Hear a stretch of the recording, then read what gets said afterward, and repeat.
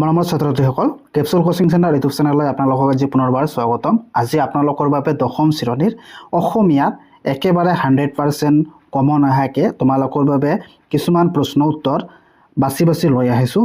এইবিলাক পঢ়িলে তোমালোকক আৰু বেলেগ আৰু ভিডিঅ' চাব নালাগে, ইয়াৰ পৰাই তোমালোকক 100% কমন পৰিব।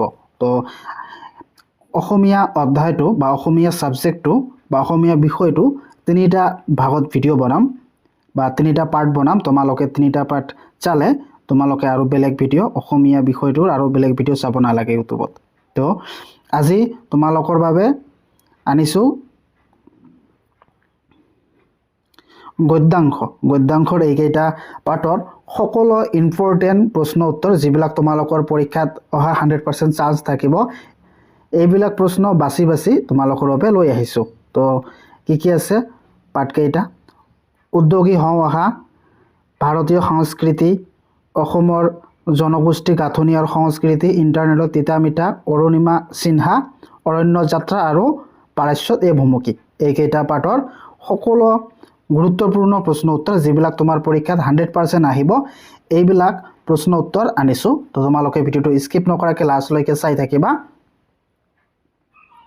এই ভিডিঅ'টো চালে আৰু তোমালোকক ইউটিউবত বেলেগ ভিডিঅ' চাব নালাগে এই গদ্যাংশৰ বিষয়ত। তো প্ৰথমে আলোচনা কৰিম ভাৰতীয় সংস্কৃতি। তো ইয়াৰ প্ৰথম কুৱেশ্যনটো কি? এইটো ভেৰি ইম্পৰ্টেণ্ট কুৱেশ্যন। এইটো নহয়, মই যিবিলাক প্ৰশ্ন আজি আনিছোঁ সকলোবিলাক ভেৰি ইম্পৰ্টেণ্ট কুৱেশ্যন হয়। তো ইয়াৰ প্ৰথম কুৱেশ্যনটো কি? ভাৰতীয় সংস্কৃতিৰ প্ৰমাণ কি? তো উত্তৰ তোমালোকে লিখিবা ক্ৰমবৰ্ধমান শক্তি। 2 নম্বৰ প্ৰশ্নত কি কৈছে? প্ৰেম ভল্লা টু গংগা কাৰ ৰচনা? তো উত্তৰত লিখিবা ৰাহুল সংস্কৃতায়নৰ ৰচনা।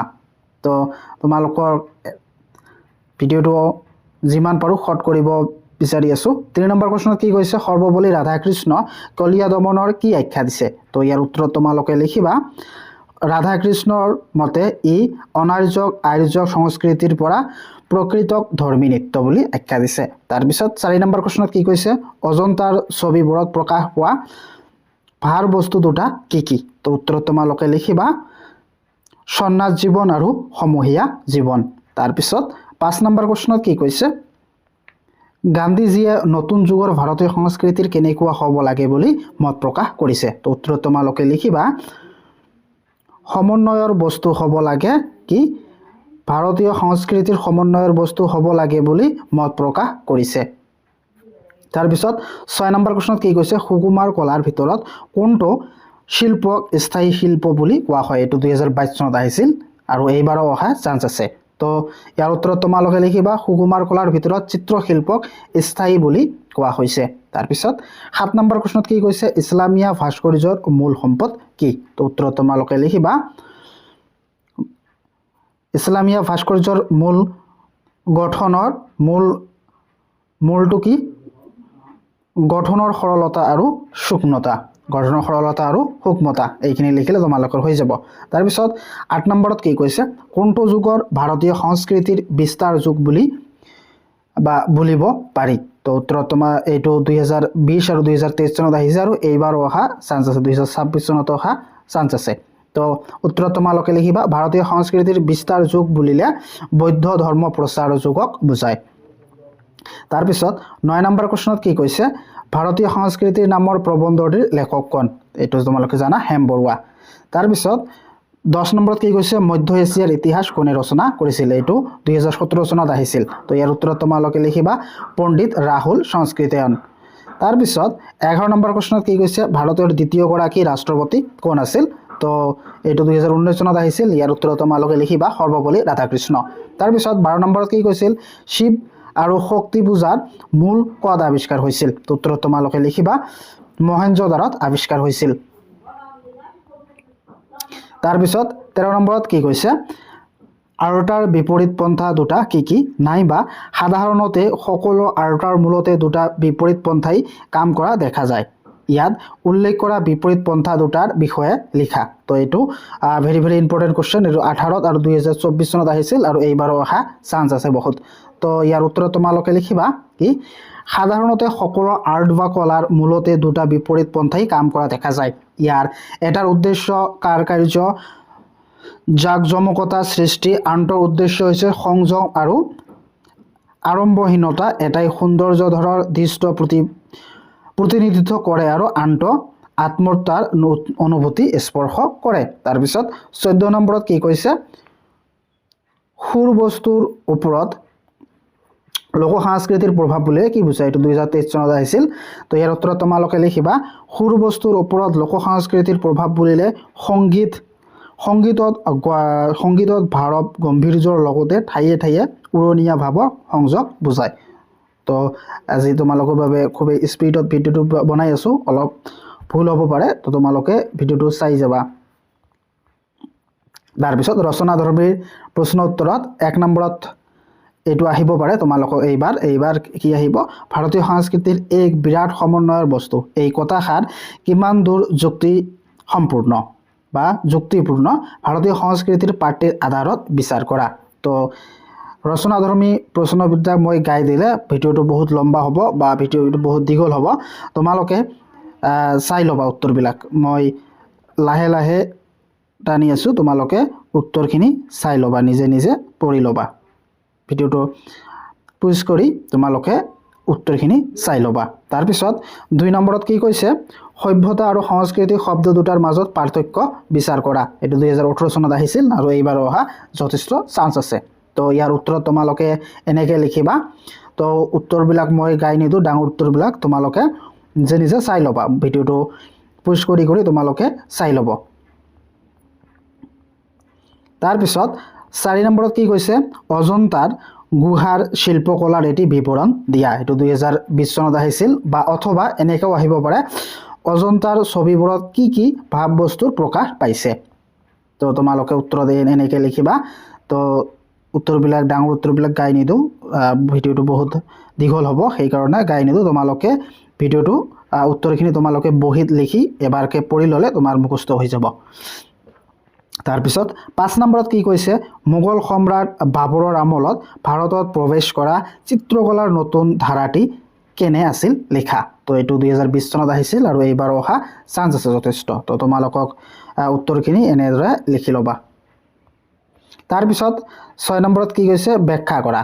তো ইয়াৰ কত কি কৈছে সংস্কৃতিৰ অবিচ্ছিন্ন ধাৰাই হৈছে ভাৰতীয় জীৱনৰ মূল সম্পদ, নাইবা এনেকৈও আহিব পাৰে ভাৰতীয় ভৌগোলিক জীৱনৰ বৈচিত্ৰ্যময় কথাষাৰৰ মুকলিকৈ বুজাই লিখা, নাইবা এনেকৈও তোমালোকক উত্তৰত লিখিব পাৰে। উত্তৰত এনেকৈও তোমালোকক সুধিব পাৰে কি লগে লগে সাংস্কৃতিক ৰূপান্তৰ ঘটিল, কিহৰ লগে লগে সাংস্কৃতিক ৰূপান্তৰ ঘটিল, এই ৰূপান্তৰ কিদৰে ঘটিছিল বুজাই লিখা। তো তোমালোকে উত্তৰত এইখিনি লিখিলে হৈ যাব। তো ভিডিঅ'টো এনেকৈ পজ কৰি তোমালোকে উত্তৰখিনি বহীত লিখি এবাৰকৈ পঢ়ি যাবা। তাৰপিছত খত কি কৈছে ভাৰত বুৰঞ্জী হৈছে ৰাজ্যৰ উত্থান পতন ভঙা গড়াৰ সবিশেষ ইতিহাস, নাইবা এনেকৈ তোমালোকক সুধিব পাৰে পুৰণি ভাৰত বুৰঞ্জীৰ যেনেকৈ অভিযানৰ বুৰঞ্জী তেনেকৈয়ে সমন্বয়ৰ বুৰঞ্জী কথাষাৰ মুকলিকৈ বুজাই লিখা। এইটো 2017 চনত আহিছিল আৰু এইবাৰ অহা চান্স আছে। তো তোমালোকে উত্তৰত এনেকৈ লিখিবা। তো উত্তৰবিলাক গাই নিদিওঁ। তাৰপিছত গত কি কৈছে সকলো আৰ্টৰ মূলতে দুটা বিপৰীত পন্থাই কাম কৰা দেখা যায়। এইটো 2018 চনত আহিছিল। তো উত্তৰত তোমালোকে এনেদৰে লিখিবা। উক্ত কথাষাৰ অসমীয়া সাহিত্যৰ চয়নিকাৰ অন্তৰ্গত হেম বৰুৱা ৰচিত ভাৰতীয় সংস্কৃতি শিৰোনামৰ পাঠ্যৰ পৰা উদ্ধৃত কৰা হৈছে। উদ্ধৃত কথাভাগে আৰ্ট অৰ্থাৎ কলাৰ দুটা বিপৰীতমুখী পন্থা থকাৰ বিষয়ে কোৱা হৈছে। তোমালোকে এনেকৈ লিখিবা, ভিডিঅ'টো পজ কৰি লিখিবা। তো তাৰপিছত অসমৰ জনগোষ্ঠীৰ গাঁথনি আৰু সংস্কৃতি এইটো পাঠৰ বিষয়ে আলোচনা কৰিম। তো এইটো পাঠৰ যিবিলাক প্ৰশ্ন উত্তৰ মই আলোচনা কৰিম এইখিনি পঢ়িলে তোমালোকক আৰু বেলেগ এই পাঠটোৰ বিষয়ে পঢ়িব নালাগে। তো ইয়াৰ প্ৰথম ক নম্বৰ কুৱেশ্যনটো কি কৈছে ত্ৰয়োদশ শতিকাত অসমলৈ অহা বহিৰাগত গোষ্ঠী কোনটো। এইটো 2015 চনত আহিছিল।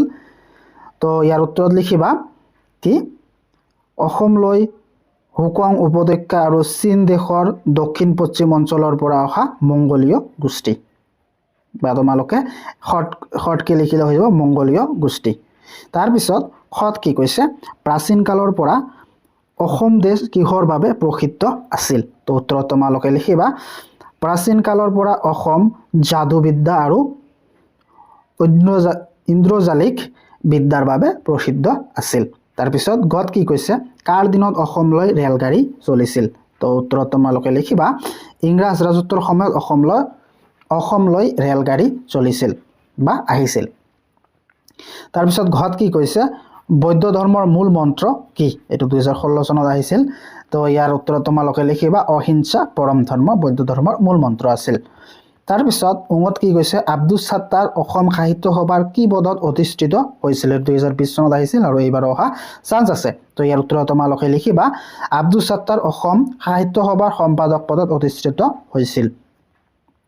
তাৰপিছত চত কি কৈছে কিহে অসমীয়া জাতিক অধিক কটকটীয়া কৰিলে। তো উত্তৰত তোমালোকে লিখিবা বিভিন্ন ভাষা ভাষী আৰু জাতি জনজাতিৰ মাজত ঘটা ভাষিক সংমিশ্ৰণে অসমীয়া জাতিক অধিক কটকটীয়া কৰিলে। তাৰপিছত চত কি কৈছে সকলো বান্ধি থোৱা এনাৰজৰীডাল কি আছিল, এইটো হ'ব কি অসমীয়া ভাষা হৈছে সকলোকে বান্ধি থোৱা এনাজৰী। তাৰপিছত বৰ্গীয়জত কি কৈছে অসমৰ মংগোলীয় গোষ্ঠীৰ লোক কোনবিলাক। তো উত্তৰত তোমালোকে লিখিবা ডিমাচা দেউৰী মিচিং তিৱা কাৰ্বি কছাৰী চুতীয়া কোচ মেচ আদি। তাৰপিছত ঝত কি কৈছে অসমীয়া জনগোষ্ঠীৰ ধাৰা বুলিলে কোনসকলক বুজায়। তো এইটো 2019 চনত আহিছিল। তো ইয়াৰ উত্তৰত তোমালোকে লিখিবা অসমীয়া জনগোষ্ঠীৰ ধাৰা বুলিলে অসমৰ প্ৰাচীন জনজাতি গোষ্ঠী যেনে ডিমাচা দেউৰী মিচিং বড়ো তিৱা কাৰ্বি কছাৰী কোচ মেচ আদিক বুজায়। তাৰপিছত কুৱেশ্যনত কি কৈছে কিমান চনৰ পৰা কিমান চনলৈ অসমত কি এইটো বঙালী ভাষা হ'ব, বঙালী ভাষা চলিছিল। তো উত্তৰ এইটো ভেৰি ভেৰি ইম্পৰ্টেণ্ট কুৱেশ্যন, এইবাৰ অহা বহুতো চান্স আছে, 99% চান্স আছে এইটো অহা। তো উত্তৰত তোমালোকে লিখিবা 1836 চনৰ পৰা 1873 চনলৈ অসমত বঙালী ভাষা চলিছিল।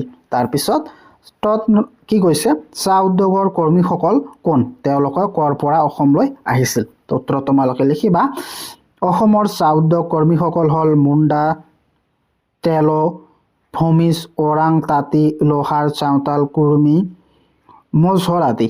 এইবিলাক বিভিন্ন জাতিৰ লোক, সিহঁত অসমৰ বিভিন্ন অঞ্চলৰ যেনে বিহাৰ উৰিষ্যা মধ্যপ্ৰদেশ আৰু উত্তৰ প্ৰদেশৰ পৰা অসমলৈ আহিছিল। তাৰপিছত অসমৰ পুৰণি সাহিত্যৰ সমলবোৰ কি কি। তো উত্তৰত তোমালোকে লিখিবা এইটো ভেৰি ভেৰি ইম্পৰ্টেণ্ট কুৱেশ্যন। ইয়াৰ উত্তৰত তোমালোকে লিখিবা কি আই নাম বিয়া নাম বনগীত বিহুগীত দেহ বিচাৰৰ গীত মন্ত্ৰ সাহিত্য নিচুকনি গীত গৰাকীয়া গীত নাও খেলোৱা গীত বাৰমাহী গীত ডাকৰ বচন আদি। তাৰপিছত দত কি কৈছে সংমিশ্ৰণত অসমীয়া সংস্কৃতিৰ নামৰ পুথিখনৰ লিখক কোন। তো এইটো ভেৰি ভেৰি ইম্পৰ্টেণ্ট কুৱেশ্যন। তো ইয়াৰ উত্তৰটো কি হ'ব আব্দুছ ছাত্তাৰ। তাৰপিছত ৰচনাধৰ্মী প্ৰশ্ন উত্তৰ। তো ইয়াৰ 1 নম্বৰত কি কৈছে অসমৰ বৈচিত্ৰ্যপূৰ্ণ জনগোষ্ঠীৰ গাঁথনি অসমীয়া সংস্কৃতিৰ বৈশিষ্ট্য ৰক্ষা কৰিছে, কথাষাৰ গুৰুত্বপূৰ্ণ ব্যাখ্যা কৰি অসমৰ জনগোষ্ঠীৰ বৈচিত্ৰ্য বৰ্ণনা কৰা। তো উত্তৰবিলাক মই গাই নিদিওঁ, ডাঙৰ উত্তৰবিলাক, তো দীঘল উত্তৰবিলাক মই গাই নিদিওঁ, তোমালোকে ভিডিঅ'টো প'ষ্ট কৰি তোমালোকে উত্তৰখিনি বহীত লিখি এবাৰকে পঢ়িলে তোমালোকৰ মুখস্থ হৈ যাব। তো এনেকৈ তোমালোকে ভিডিঅ'টো প'ষ্ট কৰি তোমালোকে উত্তৰখিনি বহীত লিখি এবাৰকে পঢ়ি যাবা। তাৰপিছত 2 নম্বৰ প্ৰশ্নত কি কৈছে বিশেষ এটা ঔদ্যোগিক আৱষ্টনীৰ মাজত বসবাস কৰিবলৈ লোৱা কাৰণেও থলুৱা সংস্কৃতিৰ পৰা আঁতৰিও পৰিল, ইয়াত কি ঔদ্যোগিক আৱষ্টনীৰ কথা উল্লেখ কৰিছে। নাইবা এনেকা তোমালোকক সুধিব পাৰে আৰু কোনে কিহৰ বাবে আঁতৰি পৰাৰ কথা কৈছে পাৰ্টিৰ আমলত বিচাৰ কৰা। নাইবা এনেকা তোমালোকক সুধিব পাৰে কি অসমৰ চাহ বনোৱা সকল ভাৰতৰ কোন কোন প্ৰদেশৰ পৰা অহা বুলি অসমৰ জনগোষ্ঠীৰ গাঁথনি আৰু সংস্কৃতিৰ নামত পাৰ্টিত উল্লেখ কৰা হৈছে। তো এনেকৈ আহিব পাৰে। নাইবা এনেকৈ তোমালোকক আহিব পাৰে ব্ৰিটিছ আহিল চাহ উদ্যোগ প্ৰতিষ্ঠা হ'ল, লেখকে চাহ উদ্যোগ প্ৰতিষ্ঠাৰ লগত আমাৰ দেশৰ কি পৰিৱৰ্তন লক্ষ্য কৰিছিল। তো তোমালোকে উত্তৰত এনেকৈ লিখিবা। তো ভিডিঅ'টো পোষ্ট কৰি তোমালোকে বহীত লিখি মুখস্থ কৰি যাবা। তাৰপিছত 3 নম্বৰ প্ৰশ্নত কি কৈছে এটা সংমিশ্ৰিত সংস্কৃতি সম্পন্ন জাতি, ইয়াক নুই কৰাৰ কোনো যুক্তি তৰ্কৰ অৱকাশ নাই। ইয়াত লেখকে কাৰ কি সংস্কৃতি সম্পন্ন জাতি বুলি কৈছে নৈ কৰাৰ কোনো যুক্তিতৰ্কৰ অৱকাশ নাই বোলা কথাষাৰে সত্যতা বিচাৰ কৰা তো এইটো ভেৰি ভেৰি ইম্পৰ্টেণ্ট কুৱেশ্যন 1920 চনত আহিছে আৰু এইবাৰ অহা চান্স আছে তো তোমালোকে ভিডিও উত্তৰটো এনেকৈ লিখি ল'বা ভিডিঅ'টো প'ষ্ট কৰি তোমালোকে উত্তৰটো বহীত লিখি মুখস্থ কৰি ল'বা তাৰপিছত 4 নম্বৰ কোৱেশ্যনত কি কৈছে লগে লগে সংস্কৃতি ৰূপান্তৰ ঘটিল কিহৰ লগে লগে সংস্কৃতি ৰূপান্তৰ ঘটিল এইটো 2015 চনত আহিছিল আৰু এইবাৰ অহা চান্স আছে তো উত্তৰত তোমালোকে এইখিনি লিখিবা আৰু এইখিনি তোমালোকক দীঘল হয় কাৰণে গাই নিদো তাৰপিছত 5 নম্বৰত কি কৈছে তাৎপৰ্য ব্যাখ্যা কৰা আহিব তোমালোকৰ পৰীক্ষাত তো ইয়াৰ কত কি কৈছে দেখা যায় সকলোকে বান্ধি থোৱা এনাজৰীডাল আছিল অসমীয়া ভাষা নাইবা এনেকৈ তোমালোকক সুধিব পাৰে ভাষিক সংমিশ্ৰণে অসমীয়া জাতি আৰু সংস্কৃতিৰ বেছি কটকটীয়া কৰিলে ভাষিক সংমিশ্ৰণে অসমীয়া জাতি আৰু সংস্কৃতিৰ কেনেদৰে কটকটীয়া কৰিলে আলোচনা কৰা তো তোমালোকে উত্তৰত এইখিনি লিখিবা তাৰপিছত খত কি কৈছে এই গোটেইবোৰ হল স্বদেশ প্ৰণীতভাৱে হোৱা প্ৰক্ৰিয়া 2020 চনত আহিছিল তো তোমালোকে উত্তৰত এইখিনি লিখিবা এই বহীত লিখি তোমালোকে মুখস্থ কৰি ল'বা তাৰপিছত গত কি কৈছে এয়া আছিল দিয়া লোৱা আৰু এৰা ধৰা ব্যৱস্থা তো উত্তৰত তোমালোকে এনেকৈ লিখিবা তো মুখস্থ কৰা এটা ভাল টিপছ হ'ল কি তোমালোকে এবাৰ বহীত লিখি তোমালোকে এবাৰ পঢ়িলে তোমালোকৰ ভালদৰে মুখস্থ হ'ব এইখিনি তোমালোকে লিখিবা তাৰপিছত 6 নম্বৰত কি কৈছে ডাকৰ বিষয়ে এটি টকা লিখা তো উত্তৰত তোমালোকে এইখিনি লিখিবা এইটো পোষ্ট কৰি তোমালোকে বহীত লিখি ল'বা তাৰপিছত পাৰাস্যত এই ভূমুকি এই পাঠটোৰ বিষয়ে আলোচনা কৰিম ইয়াত ক নম্বৰ কোৱেশ্যনত কি কোৱা হৈছে লেখকে উল্লেখ কৰা মতে তেওঁলোকৰ ঋকটো কত অৱস্থিত ইয়াৰ উত্তৰত তোমালোকে লিখিবা পাৰাস্য উপসাগৰত তাৰপিছত গত কি কৈছে বুশ্বৰ কি তো উত্তৰত তোমালোকে লিখিবা বুশ্বৰ ইৰাণৰ এক বন্দৰ নগৰী তাৰপিছত গত কি কৈছে বুশ্বৰত হেলিকপ্টাৰৰ পৰা নমাৰ সময়ত লেখকৰ লগত কোন কোন আছিল তো উত্তৰত তোমালোকে লিখিবা বুশ্বৰত হেলিকপ্টাৰৰ পৰা নমাৰ সময়ত লেখকৰ লগত আছিল ক্ৰমে মেহেদী আৰু কাছেম তাৰপিছত ঘত কি কৈছে বুশ্বৰৰ বিমানবন্দৰটো কিয় গুৰুত্বপূৰ্ণ বুলি কৈছে তো উত্তৰত তোমালোকে লিখিবা বুশ্বৰৰ বিমানবন্দৰটো ইৰাণৰ এটা সামৰিক ঘাটিৰ বাবে বন্দৰটো গুৰুত্বপূৰ্ণ তাৰপিছত উঙত কি কৈছে লেখক বুশ্বৰত কি আছে বুলি শুনিছে তো উত্তৰত তোমালোকে লিখিবা লেখক বুশ্বৰত নিউক্লিয়াৰ ৰিয়েক্ট আছে বুলি লেখকে শুনিছে তাৰপিছত কি কৈছে মেহেদী আৰু কাছেম কোন তো উত্তৰত তোমালোকে লিখিবা মেহেদী আৰু কাছেম দুয়ো ইৰাণী যুৱক সিহঁত জিঅ'লগ নামৰ ইটালিয়ান কোম্পানীৰ এটা মডেলগাৰ আছিল তাৰপিছত ছত কি কৈছে মেহেদী আৰু কাছেম কাম কৰা কোম্পানীটোৰ নাম কি তো তোমালোকে লিখিবা কি জিঅ'লগ এক ইটালীৰ কোম্পানী কোম্পানীটোৰ নাম কি আছিল জিঅ'লগ বৰ্গজত কি কৈছে ভেংকি কত আছে ভেংকি বুশ্বৰত আছে বা থাকে ভেংকি কত থাকে ভেংকি বুশ্বৰত থাকে তাৰপিছত ভেংকিয়ে কি কৰে তো উত্তৰত তোমালোকে লিখিবা ভেংকিয়ে বুশ্বৰৰ পৰা ৰিগ লৈ যাব লগা এইটো ৰিগ হ'ব ৰিগ লৈ যাব লগা হেলিকপ্টাৰ আৰু সামগ্ৰী যোগানকাৰী জাহাজৰ তদাৰক কৰে তাৰপিছত কি কৈছে আবুজাৰ কোন ইয়াৰ উত্তৰত লিখিবা আবুজাৰ লিখক আৰু ভেংকিৰ পৰ্যটন এজেণ্ট আছিল তাৰপিছত তত আগা শব্দৰ অৰ্থ কি ইয়াৰ অৰ্থ হ'ল শ্ৰীযুত তাৰপিছত কোৱেশ্যনত কি কৈছে পুনতে ইৰাণৰ পাৰমাণৱিক কাৰ্যসূচীৰ মূল পোষক কোন আছিল তো উত্তৰত তোমালোকে লিখিবা মূল পোষক আছিল সোভিয়েট ৰাছিয়া আৰু ইংলেণ্ড তাৰপিছত কোৱেশ্যন কি কৈছে ইৰাণে কেতিয়া ইছলামিক গণতন্ত্ৰ হিচাপে স্বীকৃতি লাভ কৰিছিল এইটো 1979 চনত এইবিলাক ভেৰি ভেৰি ইম্পৰ্টেণ্ট কৈছে এইবিলাক পঢ়িলে তোমালোকৰ বেলেগ আৰু পঢ়িব নালাগে তাৰপিছত কি কৈছে ইৰাণৰ ইছলামিক গণতন্ত্ৰৰ প্ৰতিষ্ঠা কোন আছিল ইয়াৰ উত্তৰত তোমালোকে ইমাম আয়াতুল্লাহ খামেনি তাৰপিছত মধ্যনত কি কৈছে ইৰাণৰ কোনটো বিষয়ে লেখকে কৌতূহল বৃদ্ধি কৰিছিল তো উত্তৰত তোমালোকে লিখিব জাগ্ৰত পৰ্বতমালাই তত কি কৈছে ইৰাণৰ ৰাজধানীৰ নাম কি তেহৰান এইটো ভেৰি ইম্পৰ্টেণ্ট কুৱেশ্যন তো এইটো অহাৰ বহুতো চান্স আছে ইৰাণৰ ৰাজধানীৰ নাম কি তেহৰান তাৰপিছত কোৱেশ্যন কি কৈছে তেহৰানত বিমানবন্দৰ কেইটা তো উত্তৰত তোমালোকে লিখিবা দুটা মেহৰাবাদ এয়াৰপোৰ্ট আৰু খামেনি ইণ্টাৰনেশ্যনেল এয়াৰপৰ্ট। তাৰপিছত ডট কি কৈছে লেখক থকা তেহৰানৰ হোটেলখনৰ নাম কি আছিল তো উত্তৰ তোমালোকে লিখিবা হোমা নজদিকা বানক স্কোয়াৰ। তাৰপিছত কোৱেশ্যনত কি কৈছে ভাৰতত প্ৰায়বৰ তৈল ক্ষেত্ৰ কেনেকুৱা শিলাস্তৰত অৱস্থিত তো উত্তৰ তোমালোকে লিখিবা নৱজীৱী মহাকল্প শিলাস্তৰত অৱস্থিত। স্লেমবাৰ্জাৰ কি তো উত্তৰ তোমালোকে লিখিবা স্লেমবাৰ্জাৰ এক বহুৰাষ্ট্ৰীয় কোম্পানীৰ কাৰ্যালয়। তাৰপিছত ইৰাণীসকলে নৱবৰ্ষক কি বোলে তো উত্তৰ লিখিবা নৱবৰ্ষ বা নতুন দিন। তাৰপিছত বেহেস্ত ইজাহৰা কি উত্তৰ লিখিবা বেহেস্ত ইজাহৰা ইৰাণৰ মুখ্য সমাধি স্থান। এইটো ভেৰি ভেৰি ইম্পৰ্টেণ্ট কুৱেশ্যন। তাৰপিছত শিভিন ইভাৰ্ডি কোন তো উত্তৰ লিখিবা শিভিন ইভাৰ্ডি নোবেল বঁটা বিজয়ী এগৰাকী ইৰাণী নাৰীবাদী সংগ্ৰামী নেত্ৰী। তো এইটো পাৰ্টৰ পৰা বহুতো শৰ্ট কুৱেশ্যন আহে তো এই পাৰ্টত তোমালোকে শৰ্ট কুৱেশ্যনখিনি ভালদৰে চাই ল'বা। চেনি কোনে আৱিষ্কাৰ কৰিছিল উত্তৰ লিখিবা জমছেদ নামৰ এজন ইৰাণী সম্ৰাটে চেনি আৱিষ্কাৰ কৰিছিল। তাৰপিছত কি কৈছে লেখক ইৰাণলৈ কি দায়িত্ব লৈ গৈছিল বা দায়িত্বত গৈছিল তো উত্তৰ তোমালোকে লিখিবা লেখক ইৰাণলৈ তেল অন্বেষণৰ দায়িত্বত গৈছিল। ইৰাণৰ আন্তঃৰাষ্ট্ৰীয় বিমানবন্দৰটোৰ নাম কি তো লিখিবা কি খামেনি ইণ্টাৰনেশ্যনেল বিমানবন্দৰ।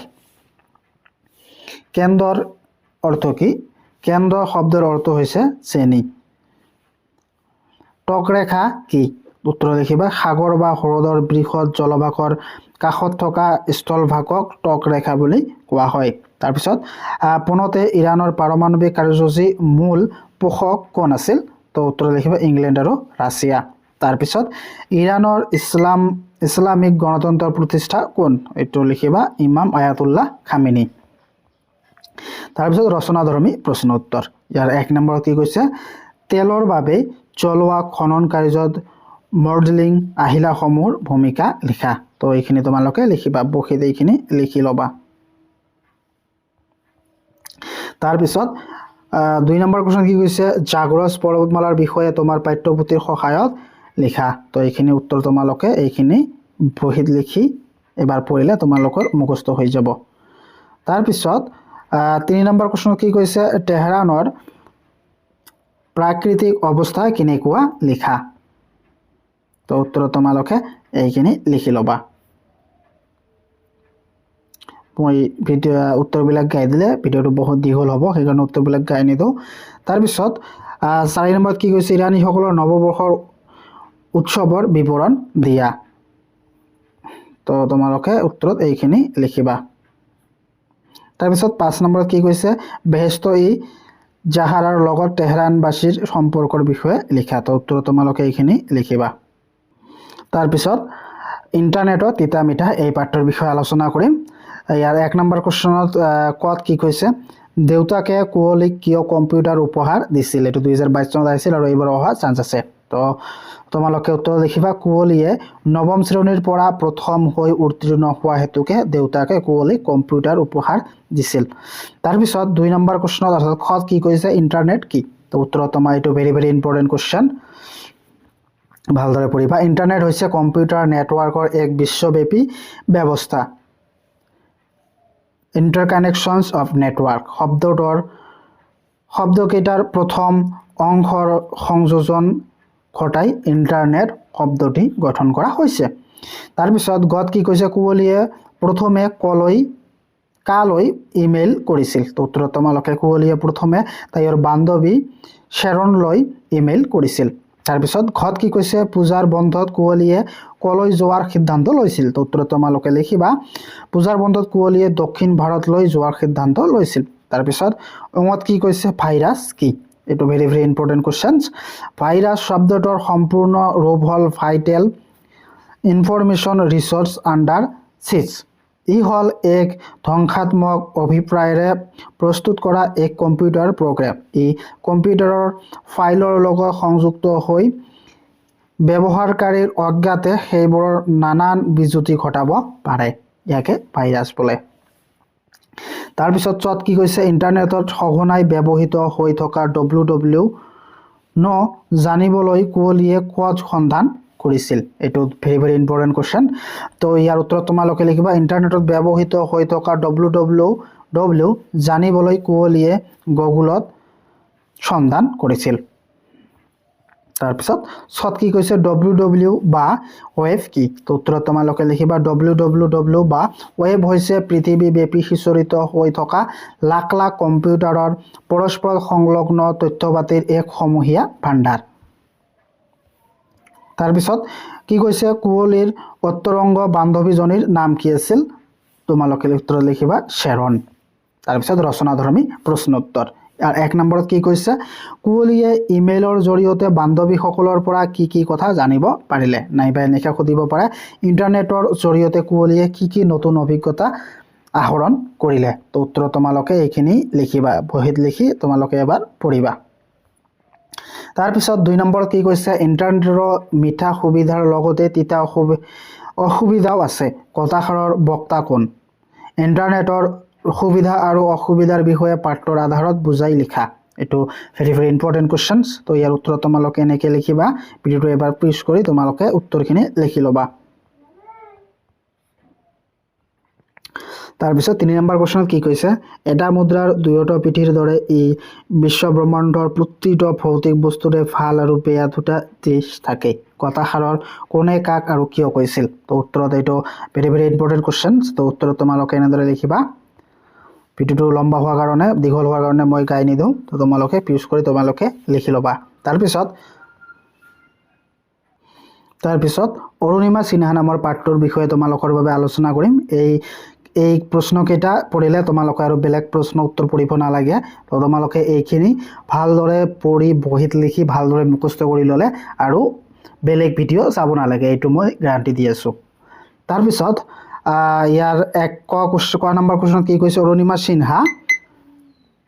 অৰুণিমা সিনহা কোনবিধ খেলত বিশেষ দক্ষতা আছিল তো উত্তৰ তোমালোকে লিখিবা ভলিবল খেলত খত অৰুণিমা সিনহাৰ ঘৰ ক'ত আছিল উত্তৰ প্ৰদেশত তাৰপিছত গত কি কৈছে হস্পিটেলত থাকোতে অৰুণিমাৰ মনত কি সপোনে তীব্ৰ ৰূপ লৈছিল তো উত্তৰ তোমালোকে লিখিবা কি এভাৰেষ্ট বিজয় কৰা সপোন এটো 2024 চনত আহিছিল কোশ্চেন এটো ভেৰি ভেৰি ইম্পৰ্টেন্ট কোশ্চেনস তাৰপিছত ঘৰত কি কৈছে চিকিৎসাৰ পৰা ওলাই গৈ অৰুণিমাই কাক আৰু কিয় লগ ধৰিছিল উত্তৰ তোমালোকে লিখিবা চিকিৎসাৰ পৰা ওলাই অৰুণিমা সিনহা এভাৰেষ্ট বিজয় কৰাৰ সপোন বাস্তৱায়িত কৰিবলৈ পৰামৰ্শ বিচাৰি এভাৰেষ্ট বিজয়ী বাসেন্দ্ৰী পালক লগ ধৰিছিল তাৰপিছত উমত কি কৈছে মাউণ্ট এভাৰেষ্টত অৰুণিমা সিনহাই কেতিয়া আহৰণ কৰিছিল তেওঁ তাত কিমান সময় ধৰি আছিল তো উত্তৰ তোমালোকে লিখিবা মাউণ্ট এভাৰেষ্ট অৰুণিমাই 2013 চনৰ 21 মেত আহৰণ কৰিছিল তেওঁ তাত 1.5 ঘণ্টা মান সময় আছিল তাৰপিছত সত কি কৈছে এভাৰেষ্টৰ বুকুত ভৰি থৈ অৰুণিমাহতে খৰখেদাকৈ কিয় নামি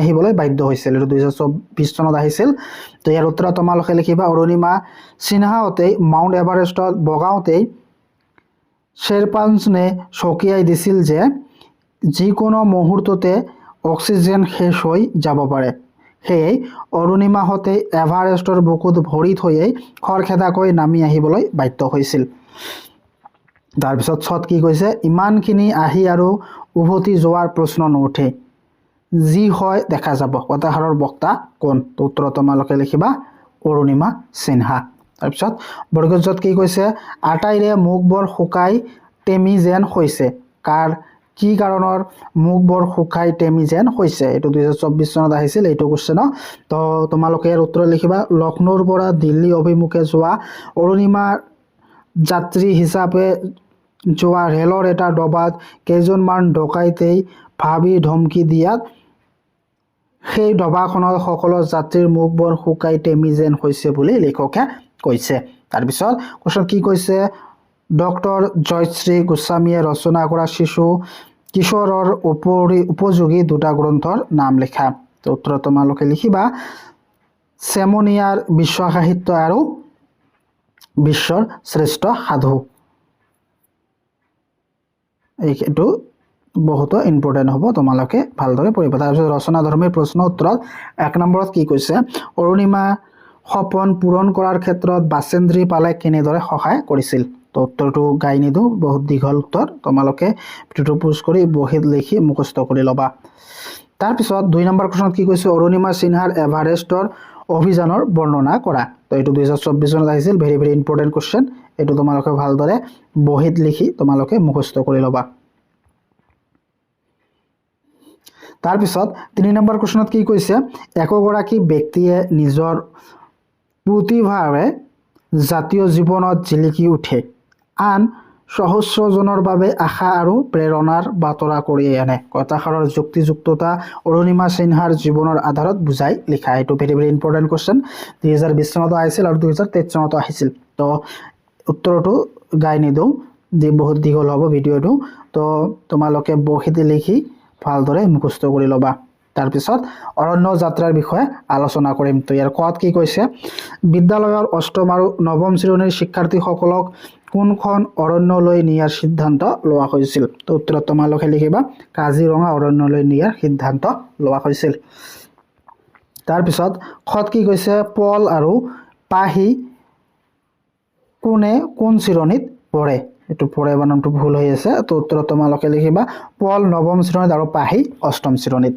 তাৰপিছত গত কি কৈছে, পলে কোনবোৰ কাম ছোৱালীৰ বুলি পাহিক কৈছিল। তো উত্তৰত তোমালোকে লিখিবা ঘৰ দুৱাৰ পৰিষ্কাৰ কৰা, বাচন বাৰ্তন ধোৱা, আচবাব পত্ৰৰ ধূলি বালি মোচা, বিচনা আদি কাম ছোৱালীৰ বুলি পলে পাহিক কৈছে। তাৰপিছত খত কি কৈছে, লৰ্ড কাৰ্জন কোন। উত্তৰত লিখিবা লৰ্ড কাৰ্জন ভাৰতীয় ব্ৰিটিছ ভাইচৰয় আছিল। তাৰপিছত ৰচনাধৰ্মী প্ৰশ্ন উত্তৰ, ইয়াৰ 1 নম্বৰ প্ৰশ্নটো কি, ল'ৰা ছোৱালীৰ কামৰ পাৰ্থক্য দেখি পাহিয়ে মাকক কি কৈছিল, মাকে ইয়াৰ প্ৰত্যুত্তৰত পাহিক কি বুজনি দিছিল। তো উত্তৰ তোমালোকে এনেকৈ লিখিবা, উত্তৰটো তোমালোকে বহীত লিখি ভালদৰে মুখস্থ কৰি ল'বা।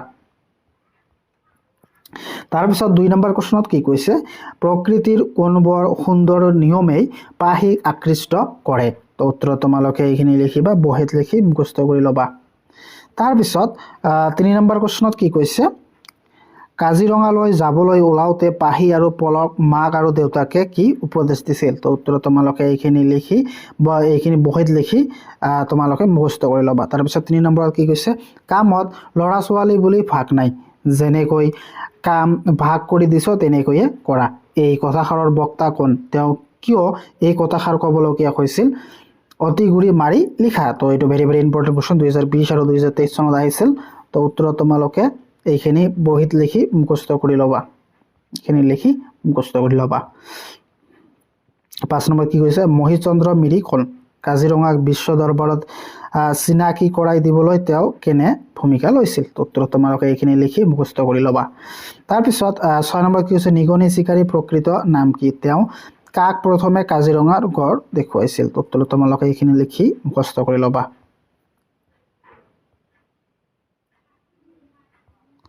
তাৰপিছত কি কৈছে, উদ্যোগী সমাহা পাঠটোৰ প্ৰশ্ন উত্তৰ আলোচনা কৰিম।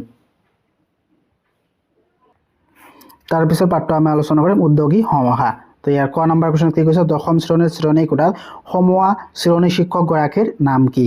তো উত্তৰত তোমালোকে লিখিবা প্ৰকাশ গোস্বামী। তাৰপিছত খত কি কৈছে, শ্ৰেণী শিক্ষকগৰাকীয়ে আলোচনা কৰিবলৈ লোৱা নতুন বিষয়টো কি আছিল।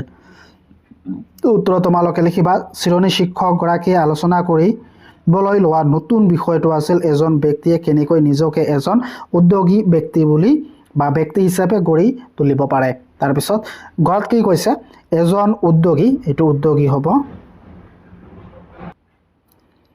এজন উদ্যোগী আৰু কৰ্মহীন নিবনুৱাৰ মাজত থকা ক্ষুদ্ৰ ব্যৱধান কি। উত্তৰত তোমালোকে লিখিবা এজন উদ্যোগী আৰু কৰ্মহীন নিবনুৱাৰ মাজত থকা ক্ষুদ্ৰ ব্যৱধান হ'ল এলাহ।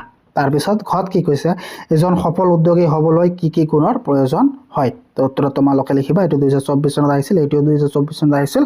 তো উত্তৰত তোমালোকে লিখিবা এজন সফল উদ্যোগী হ'বলৈ ধৈৰ্য, একাগ্ৰতা, নিয়মানুৱৰ্তিতা, সমানুৱৰ্তিতা, আত্মবিশ্বাস আৰু হাৰ নমনা মনোবৃত্তি, এই গুণবোৰ প্ৰয়োজন। তাৰপিছত অংগত কি কৈছে, ককা কলা কি, এইটো কি কৈছে, ককা কলা কোম্পানীৰ বিজ্ঞাপনটোত কোৱা কথাটো কি। তো উত্তৰত তোমালোকে লিখিবা কোকা কোলা কোম্পানীৰ বিজ্ঞাপনটোত কোৱা কথাষাৰ হ'ল eat cricket, sleep cricket, dream cricket, dream cricket. তাৰপিছত চত কি কৈছে, নাৰায়ণ মূৰ্তি কোন। তো উত্তৰ তোমালোকে লিখিবা নাৰায়ণ মূৰ্তি ভাৰতবৰ্ষ তথা বিশ্বৰ এজন সফল উদ্যোগী।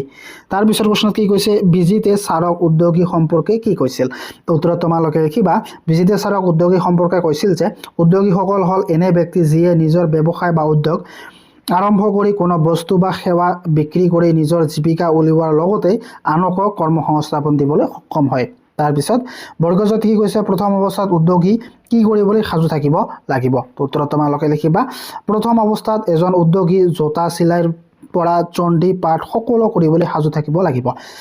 লগতে সৰু চাইকেল শিকাৰ দৰে পৰি উঠিবলৈ সাজু থাকিব লাগিব। তাৰপিছত কি কৈছে টমাছ আলভা এডিছনে ইলেক্ট্ৰিক বাল্ব তৈয়াৰ কৰাৰ বাৰে বাৰে বিফল হৈ কি কৈছিল। তো উত্তৰত তোমালোকে লিখিবা টমাছ আলভা এডিছনে ইলেক্ট্ৰিক বাল্ব তৈয়াৰ কৰাৰ বাৰে বাৰে বিফল হৈ মন্তব্য কৰিছিল মই বিফল হোৱা নাই মাত্ৰ বুজিলো যে 10,000 ধৰণে ই কাম নকৰে। তাৰপিছত উদ্যোগী সমূহৰ শীৰ্ষক পাঠৰ লেখক কোন। তো উত্তৰত তোমালোকে লিখিবা দেৱজিৎ ভূঞা। তাৰপিছত তত কি কৈছে উদ্যোগীসকলৰ বাবে সকলোকৈ গুৰুত্বপূৰ্ণ সংঘাতৰ অধ্যয়ন হ'ল বিক্ৰী কৰা।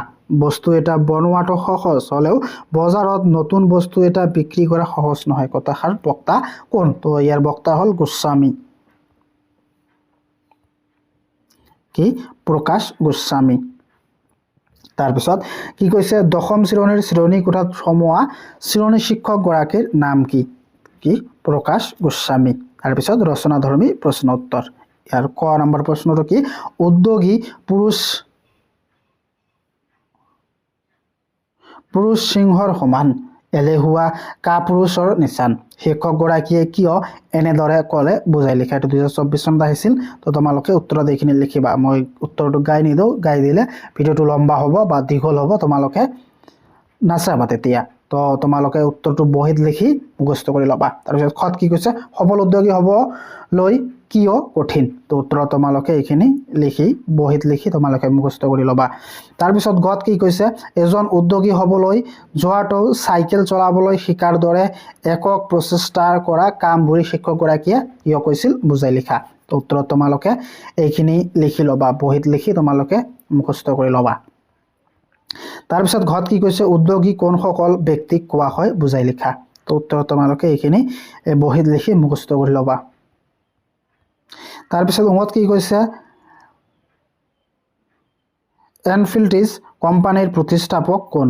এনফিল্ডছ কোম্পানীৰ প্ৰতিষ্ঠাপক কোন তেওঁ ভাৰতবৰ্ষ তথা বিশ্বৰ এজন সফল উদ্যোগী হোৱাৰ আঁৰৰ কাহিনীটো বৰ্ণনা কৰা। তো উত্তৰত তোমালোকে এইখিনি লিখিবা এনফোছিছ কোম্পানীৰ প্ৰতিষ্ঠাপক হ'ল নাৰায়ণ মূৰ্তি। তো তোমালোকে এইখিনি ভালদৰে এইটো ভেৰি ভেৰি ইম্পৰ্টেণ্ট কুৱেশ্যন এইখিনি উত্তৰ তোমালোকে বহীত লিখি মুখস্থ কৰি ল'বা। তাৰপিছত চত কি কৈছে ছাৰ এজন উদ্যোগী হ'বৰ বাবে শিক্ষাগত অৰ্হতা কেনেধৰণৰ হ'ব লাগিব এইদৰে কোনে সুধিছিল তাৰ উত্তৰত শিক্ষকে কি কৈছিল বুজাই লিখা। তো এইটো কোনে সুধিছিল প্ৰতিমে সুধিছিল তাৰ উত্তৰত শিক্ষকে এনেদৰে কৈছিল। তোমালোকে এইখিনি বহীত লিখি মুখস্থ কৰি ল'বা। তাৰপিছত দ্বিতীয় চত কি কৈছে এজন উদ্যোগী হোৱাৰ যিমান সহজ সফল হোৱাটো কিন্তু সিমান সহজ নহয় পাঠৰ আধাৰত বুজাই লিখা। তো এইখিনি তোমালোকে বহীত লিখি মুখস্থ কৰি ল'বা। তাৰপিছত বৰ্গজত কি কৈছে ছাত্ৰ ছাত্ৰীসকলক উদ্যোগী হিচাপে মানসিকভাৱে প্ৰস্তুত কৰি ৰাখিবলৈ কি কি কৰিব পৰা যায়। তো উত্তৰত তোমালোকে এইখিনি বহীত লিখি মুখস্থ কৰি ল'বা।